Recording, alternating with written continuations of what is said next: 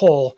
But yeah, so we showed that early intervention, there's a Flanagan study, a randomized prospective trial showing, yes, earlier intervention, that decision first to intervene is important, but also intervening earlier is important. And we saw that diagram of the window of curability, right? We want to intervene before the onset of damage or before the damage is irreversible.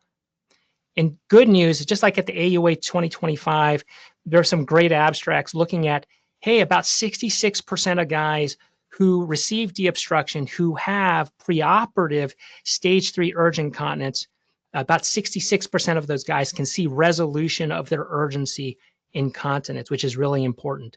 It's really also very important to not let guys go into stage 4 retention.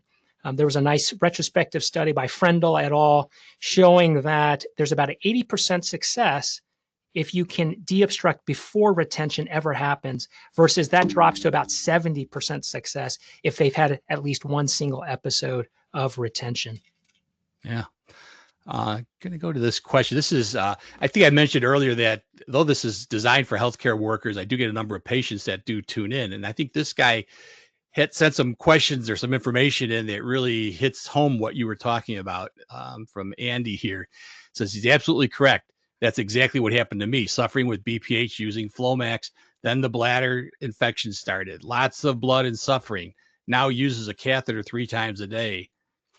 It goes on here. Kidney started to fail. Oof. Now with the use of catheter, no infections and kidney function normal.